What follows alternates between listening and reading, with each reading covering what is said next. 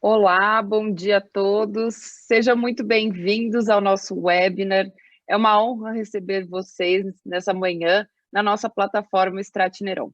Para quem não me conhece, eu me chamo Isabel Aguiar e sou gerente de produto de cirurgia robótica na Stratner. E hoje estarei com todos vocês fazendo a moderação da nossa sessão de evidências baseadas em valor, os benefícios da cirurgia robótica da Vinci. Não deixe de interagir no nosso chat, mande suas perguntas em português, inglês, espanhol. Hoje temos convidados internacionais e todas as perguntas serão respondidas ao final e vamos transmitir elas aos nossos convidados. Então, para iniciar, eu gostaria de apresentar para vocês nossos convidados especiais. Primeiro, eu vou falar sobre o Richard Centurium. Ele é diretor da Europa e da América Latina na Intuitive para estratégias de acesso global, valor e economia. Richard, ele tem mais de 10 anos de experiência em acesso e mercados, possui uma formação em liderança na Universidade da Pensilvânia e um mestrado em Economia da Saúde pela Universidade Erasmus em Roterdã. Usha Creedon, ela é diretora global de gerenciamento de evidências e bioestatística, tem mais de 20 anos aí trabalhando na Intuitive. Ela é responsável por liderar esforços globais para gerenciamento de evidências e análise estatística, desde submissões regulatórias a dossiês de valor global. É formada em fisiologia com especialização em estatística pela Universidade de McGill, em Montreal. Bom dia, buenos dias, good morning, Usha and Richard. Welcome. It's a pleasure to have us during Stratneron to talk about a very important topic, clinical evidence in robotic surgery. Thank you for joining us. Boa tarde, Isabel. Muito obrigado. I'm going to start sharing my computer. Just give me a second.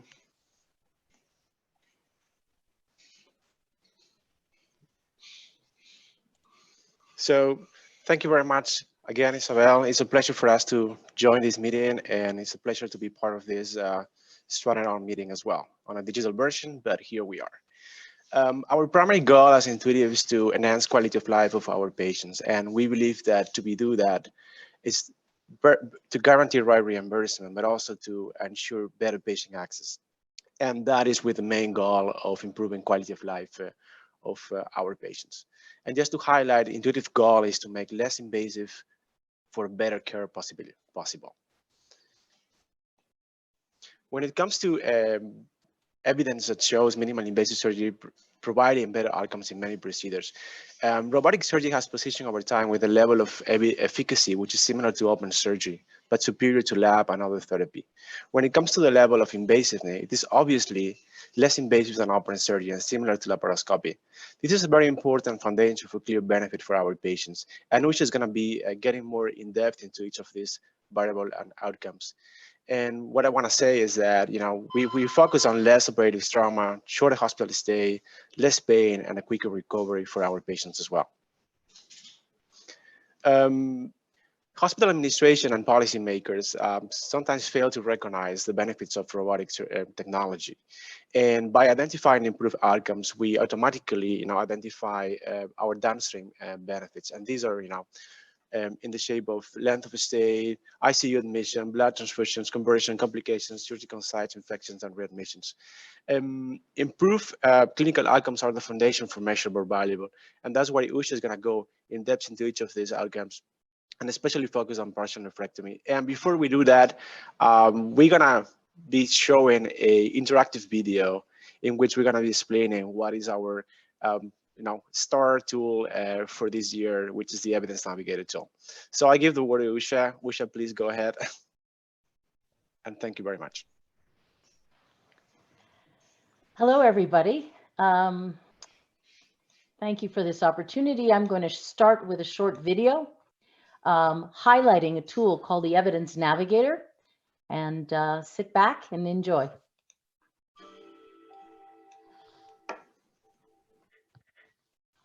Meet Usha from the Evidence Management Group within Global Access, Value, and Economics at Intuitive. Recently, many colleagues in different parts of the organization have come to her overwhelmed. This is because they want an answer to the ever-plaguing question: what is the best paper to highlight the clinical evidence of a specific Da Vinci surgical procedure? It can be difficult as they must review thousands of publications to find an answer. Individual publications don't provide the complete picture. In fact, they can provide conflicting conclusions. This leaves them at a loss as to how to summarize the evidence into one value message representing the current clinical consensus within the literature. Usha, determined to help them, came up with a solution: evidence navigators. Evidence navigators are tools that take the mounds of literature about a specific Da Vinci surgical procedure and distill them into concise conclusions and value messages. In other words, they illustrate the current global consensus based on scientific evidence. So, people trying to find an answer to one question about a procedure can quickly look at the high-level summary of evidence on a specific procedure over a specified time period. In fact, with more than 20,000 publications that have accumulated over the last 2 decades, expanding by an average of 8 publications per day, each evidence navigator makes finding and understanding data easy for anyone. Usha shares that the evidence navigators can be used by a number of internal stakeholders, including GAVE, MACA, clinical affairs, marketing, sales, the tender group, and global public affairs. With this in mind, Usha's colleagues wonder, how does each evidence navigator generate its data? Well, it starts with a specific Da Vinci procedure. Each evidence navigator pulls the data from the individual studies and summarizes the information through a systematic literature review and meta-analysis to create one value message for each outcome of interest. The evidence navigators consist of 4 sections. The first provides an overview of the tool, the parameters of the literature review, and the statistical methods used in the meta-analysis. Users are able to clearly identify the time period used for the literature search, the inclusion and exclusion criteria, and the total number of publications included in the analysis. The next section provides a technical summary and quantifies the findings of the systematic literature review and meta-analysis. Outcomes have been color-coded based on the statistical significance of robotic-assisted surgery when compared with alternative surgical approaches. The third section includes a bibliography and a glossary of terms. This allows people to download the relevant publications and do more research on their own. The fourth section includes a group of summary slides. These provide a high-level summary of the literature search parameters and the results covered in the technical slides of the Evidence Navigator. They are designed to provide a format that can be easily presented to others. After using the tool, Usha's colleagues are thrilled that they now understand the clinical consensus of a specific Da Vinci procedure by outcome as it compares to both open and laparoscopic modalities. They are also able to recognize the current gaps and areas for development in the current literature. Usha is so happy that her colleagues can now quickly navigate the sea of Da Vinci literature in a meaningful and efficient manner. Usha is also pleased to reveal that additional evidence navigators on other Da Vinci procedures are in development, and all of them will be updated annually to include the latest clinical literature. She can't wait to continue getting the word out about the evidence navigators.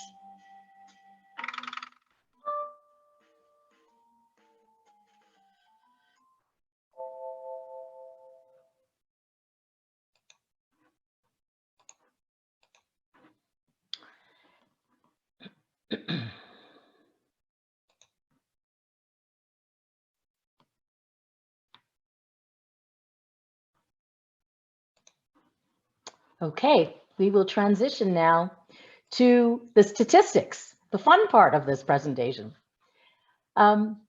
We developed the Evidence Navigator as a tool to keep up with the ever-growing literature at Intuitive Surgical. The literature grows at approximately 8 publications per day, as we mentioned in the video. Usha, can you please put on the full screen for us? Yes. Yes. View. Yeah. Full screen. It's a little bit down. No. In the other part. Oh, yes, of course. Yeah, thank you. Great. Okay. And as I mentioned, we developed this tool to keep up with the ever-growing literature, which grows right now at a rate of approximately 8 publications per day. And so we needed a way to precisely come up with conclusions for each of the outcomes. And the purpose of this Evidence Navigator is really, it is a high level of evidence summary, a meta-analysis that explains how to summarize outcome by outcome for each procedure. Today, we're going to talk about partial nephrectomy.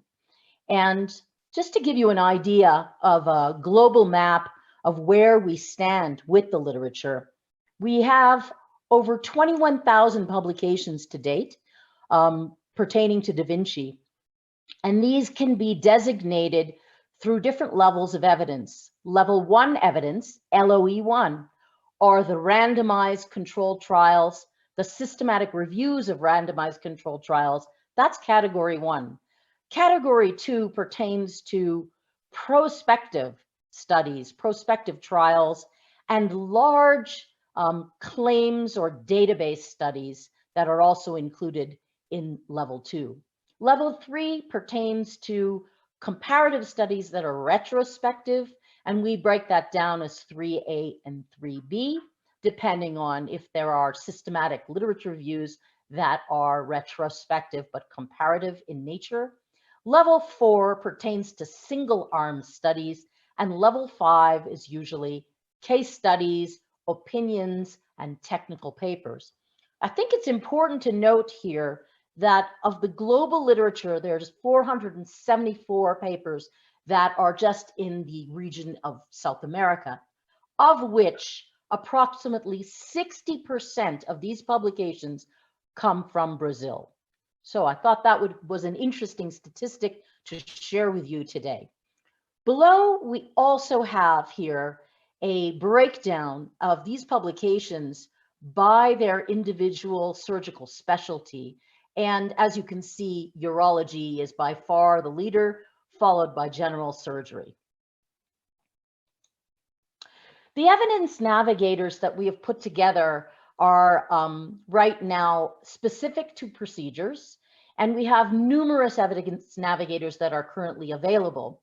Today, we're going to focus on partial nephrectomy, and we're going to go through the outcomes for partial nephrectomy when you compare robotic surgery to open partial nephrectomy, as well as robotic surgery to laparoscopic partial nephrectomy.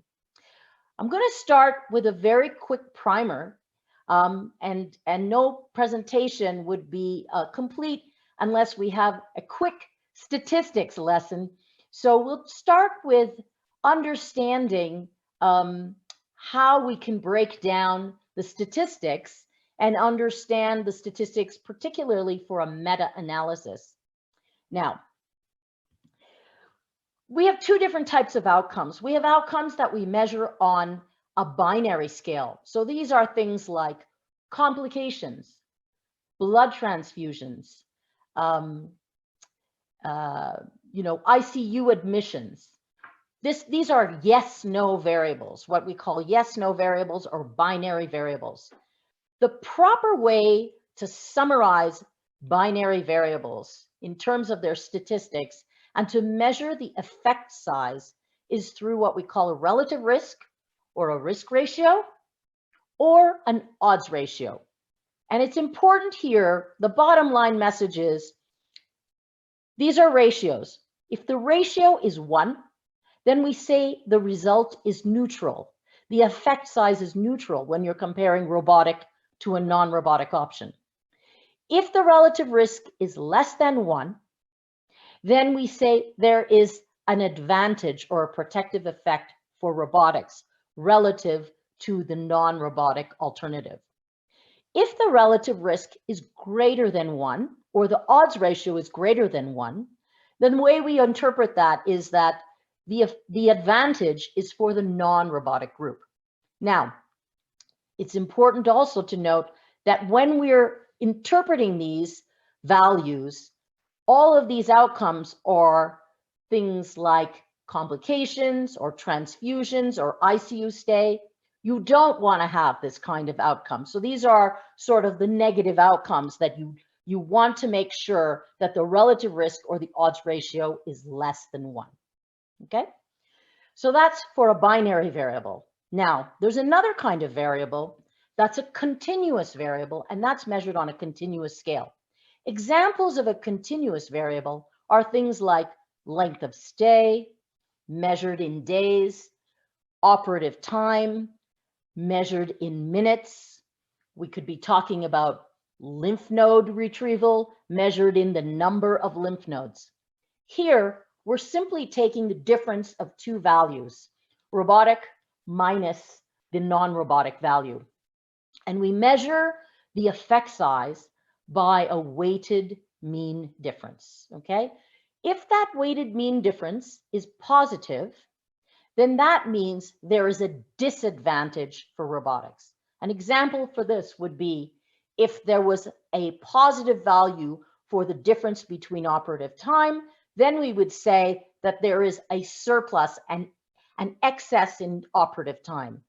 If the value is negative, for example, as we see often with length of stay, then we would say there is a savings of X number of days in the hospital because the value is negative.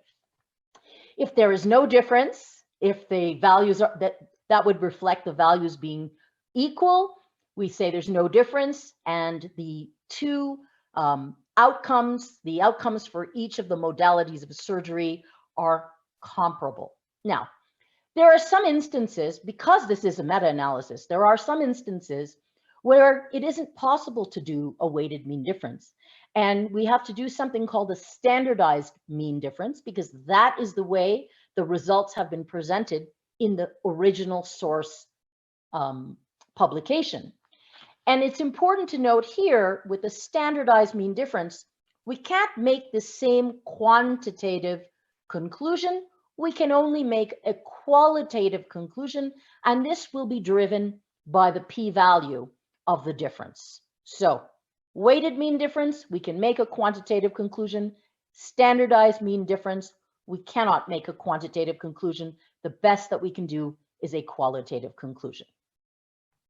Okay, I think we're ready now to dive deep. So we'll start with partial nephrectomy and the technical slides as we explained in the video.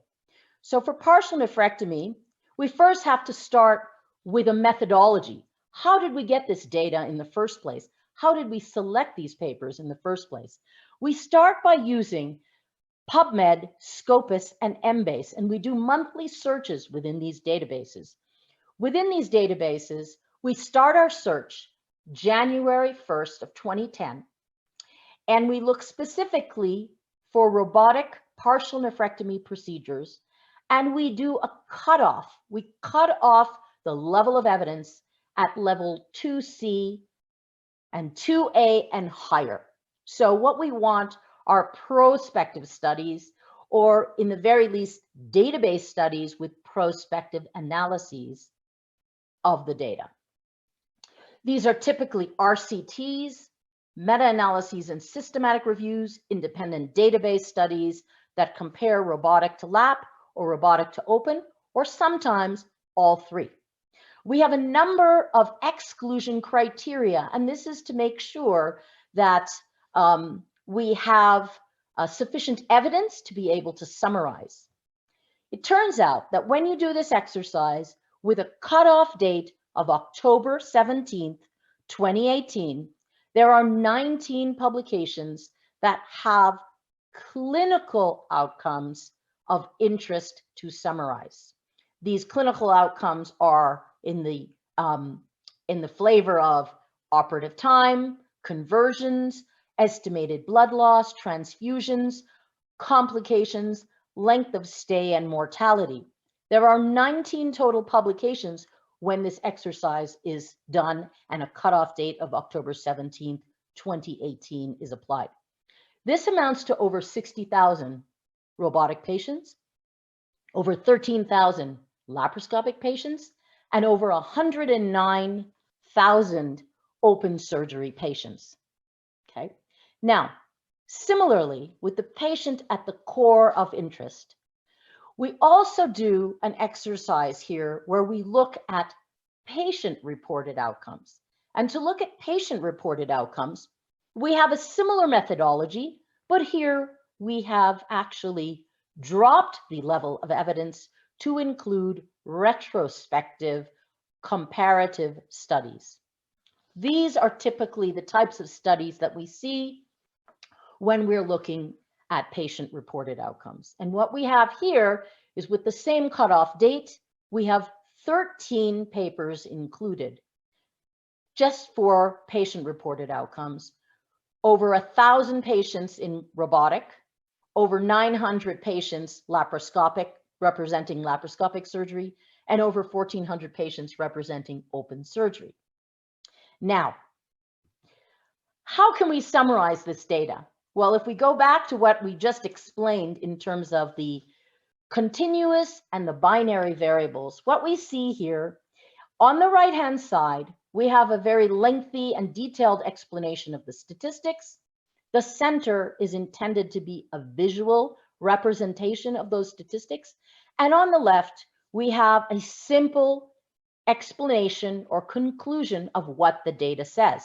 And if you take, for instance, EBL, what we see when we compare robotic assisted to open partial nephrectomy, we have a statistically significant difference of 94 mLs of blood that's lost in excess with an open operation than in a robotic operation. Now, this may not be clinically significant. However, what we see here is that it is statistically significant.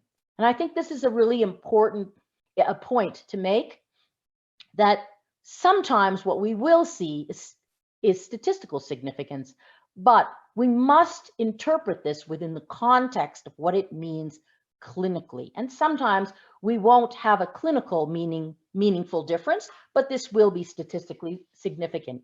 And as more evidence accumulates, this has the potential to change over time. Now, everything in teal color shows statistical significance. Anything that is in black font here shows that we have a comparable result. So, for example, there is a significantly lower quantity of NSAID medication that is required for a robotic partial nephrectomy than an open. However, the pain scores measured on a pain scale with a difference of 2 points on the FAST pain scale is not sufficient to bring statistical significance. Okay, so similarly, if we look at length of stay here, we have a weighted mean difference of 1.81 days. You save 1.81 days on average with a robotic partial nephrectomy than an open partial nephrectomy. And this has huge cost consequences, as one could imagine, in terms of the costs associated with these almost 2 extra days in the hospital. Now, on the flip side, we see that it takes on average 16.5 minutes longer to do a robotic operation than an open operation. And we see that there is a longer warm ischemia time associated with robotic than with open partial nephrectomy. However, as I explained earlier, this is measured in a standardized mean difference. Therefore, we cannot actually give you a quantitative interpretation, but we can only say qualitatively that this takes longer. Okay. Now, Similarly, if we go to the binary variables, or the variables where we have a yes/no outcome, we see several advantages. When we study mortality on the basis of mortality in the perioperative time frame, that is within 30 days of surgery, we see there is a statistically significant difference. When we look at transfusions, we see that based on the odds ratio here, the interpretation of that odds ratio is that you are 44% less likely to receive a blood transfusion with robotic-assisted partial nephrectomy than open.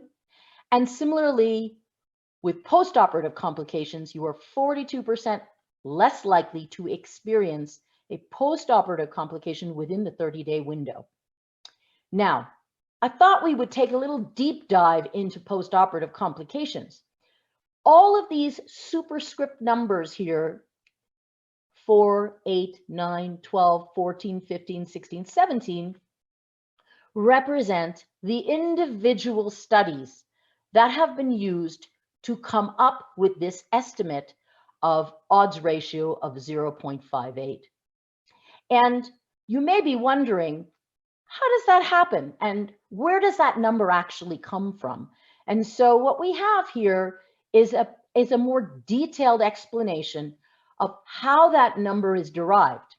So what you can see here in this forest plot is the individual studies plotted on this axis to show you what the individual study odds ratios are.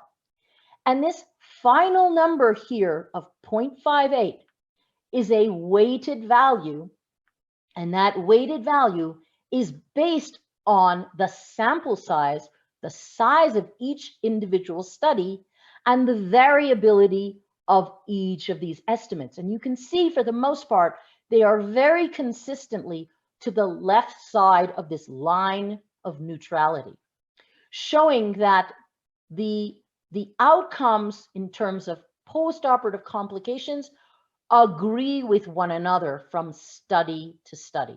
Now, this is really important because it really speaks to the consistency and the reproducibility of these outcomes when you're comparing robotic surgery to open partial nephrectomy. Now, let's take a step back and look at what these simplistic summary slides look like to explain how this would work. We've already reviewed the inclusion-exclusion criteria and the number of publications for the clinical outcomes. We have reviewed the same for the patient-reported outcomes. And for those who are not comfortable with a very heavily loaded statistical explanation, we have a more simpler version of this, of the conclusions here. And as you see, it's broken down into 3 boxes. On the left, you have the outcomes that favor robotic surgery, namely, we have a lower estimated blood loss and a shorter length of stay. In the center, you have the comparable outcomes, which in this case is pain score by VAS, and there's less need for pain medication with robotics. And on the right, you have the outcomes that favor open surgery. Here we see that we have a lower operative time with open partial nephrectomy and a lower warm ischemia time with open partial nephrectomy. And the same conclusions that we had from the statistical plots are provided here so that you can see by quantity where the differences are, either in favor or not in favor of robotics.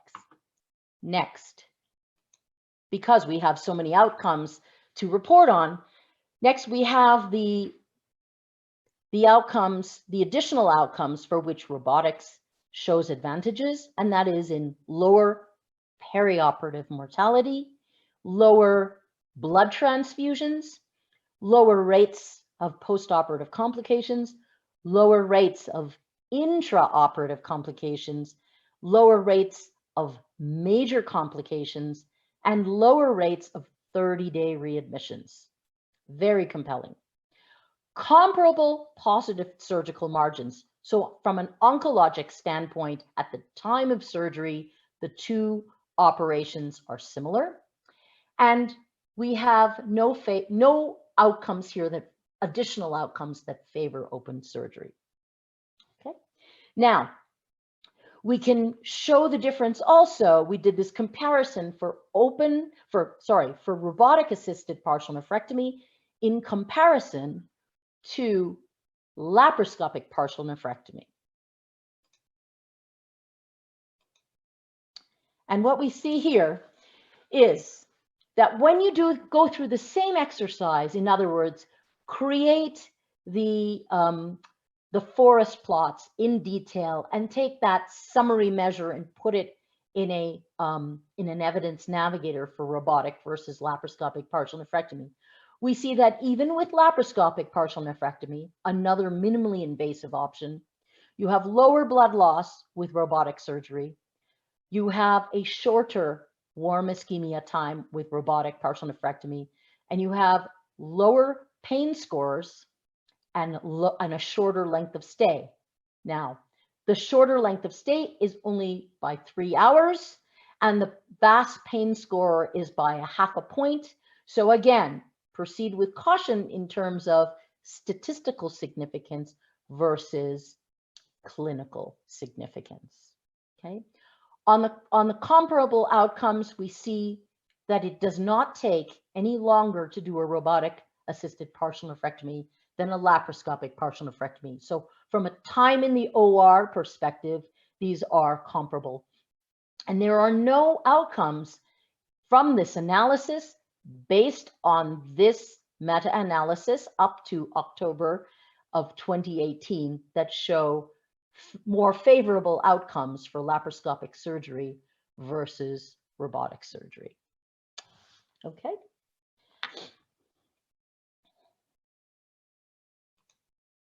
So we have a number of these evidence navigators. Today I have shown you what you can do with a meta-analysis just for partial nephrectomy, and the results are constantly evolving. And I think that's very important to note that this picture here today represents where we stand as of the date of 2018 in October, but this is constantly evolving.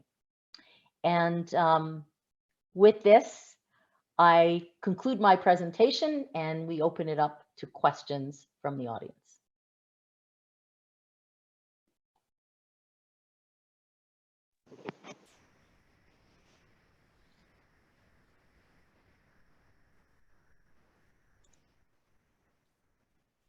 Thank you, Usha. Thank you for presentation. Thank you, Richard. It's a wonderful tool. And so everyone, we are open for questions in our chat, but I want to start with one. And thinking about the clinical evidence, you show a lot of numbers. Of course, Brazil have the most part of publications in Latin America. But thinking about the level of this evidence, what do you think we should build in Brazil to have more high-level evidence for robotic surgery? I think that's an excellent question, and it's one that we grapple with all the time. And I think that a presentation like this sheds light on the subject of level of evidence and where we stand worldwide with that level of evidence. I think the message that we need to communicate to our KOLs in Brazil, in Latin America, is that what we need are papers of higher level of evidence. We need papers in level 2 and level 1. Level 1 is not a possibility for everybody. It is not always possible to do randomized clinical trials in surgery. But level 2 evidence, prospective studies that are comparative, is definitely feasible and within everybody's reach. So I think that is what we want to encourage our KOLs to think more of and to initiate more of studies of this type. Very good. Correct me if I'm wrong, Usha. I'm sorry to interrupt you, Isabel. I think it's important to it's important to understand also that this is the first step, and our next step is to understand also the country level situation. So understand where we stand in terms of those variables that Usha explained, do like a gap analysis, and then from there on, Usha explained very good. Whatever is statistically significant was making a clinically significant sense. But also in line to your question, Isabel, the next step is also to make it economically significant. So attach economic values to all these outcomes and make it significant also to policymakers and decision makers. Therefore, partnership is crucial to move forward into the next level. And just a quick highlight also, our commitment of intuitive to make robotic surgery accessible to all these patients in need, right? And this fits into our first step, on building the whole block and fitting the puzzle and answering the question, is data the new currency? So I think this is an important question in which Usha has tried to answer from the initial step and setting the ground for Brazil to move to the next step. And that's where we're going to stand as Intuitive to support that goal. Yes, and it's also stretching our goal. So exactly, that's why we work as partners and to see the best outcomes for patients, of course, with high level evidence. And can you share with us, of course, the difference between the specialties and the procedures that we have, the level of evidence, but we also know that you are building more studies and working evidence, and we work a lot with urology, but also we know that how general surgery is growing over all over the world. So what you can share of future evidence of high level that it's in construction? Yes. So we have already dived into the world of general surgery through understanding where we stand with colon surgery, colon resection, and specifically right colectomy. We have also done very deep dives into low anterior rectal resection. And we certainly have plans to break down the space of colon surgery into more specific types of colon surgery, both on the cancer side as well as on the benign side. We also are looking into pancreas surgery and stomach cancer gastrectomy surgery as well. And we've done some work in inguinal hernias and in ventral hernia, and in particular complex ventral hernia. So we have more high-level clinical evidence when we are talking about the cancer and the complex case compared to the benign case? Absolutely. And it's for that reason that we have initiated the outcomes evidence navigators in the cancer space first, and then we will proceed to study benign operations. We felt that it's much more compelling right now and needed to look at the cancer operations and to understand the value of robotic surgery, Da Vinci surgery in particular, in these cancer operations to start with. In thinking, we have the situation with different specialties, of course, but internally we also have the difference between our systems. And do we have more materials talking about the difference from our systems? Of course, we have SP systems in some countries. We can say it's a soft launch. We are waiting to have the system here in Brazil, of course. And what are you building about the difference of the systems? Yeah, so that's an excellent question. And at the moment, this evidence is global, it's not regionalized, and it is system agnostic. So we do not distinguish right now in the evidence that I've presented today, we do not distinguish between the systems. Most of the evidence that has been presented includes, the majority includes SI and X with some XI. Some X, a lot of XI. Okay. In the future, we will be breaking this down and understanding sort of how does SP play into this and what does the evidence look like for SP alone. But it's important to note, in order to do a meta-analysis on any subject, you need a critical mass of papers for a given procedure. You really need a collection of papers that meet that threshold of level 2 evidence and higher based on the way we are constructing these evidence navigators. So we are not quite there yet with SP. And I know that in time we will be there and we will be able to do this kind of work looking at a system level type analysis. Great. I believe all this analysis and data will help us a lot. And to finish, Richard and Nusha, do you like to send a message to our surgeons and the institutions from Brazil? Absolutely. If I may start first, yeah. So making understanding where we stand versus open surgery and laparoscopy is so crucial for us as a company. And digging into data, creating the data, understanding the data. It really sends the ground to make robotic surgery economically viable. And that's what is important to continue understanding partnership with local people. And my message is to reach us through Structure. We are a strong team, and then we're here to support you. And our goal, our really truly goal, is to really make it accessible to all the population in Brazil, and therefore we invite you to be part of this success story. And in addition to what Usha mentioned,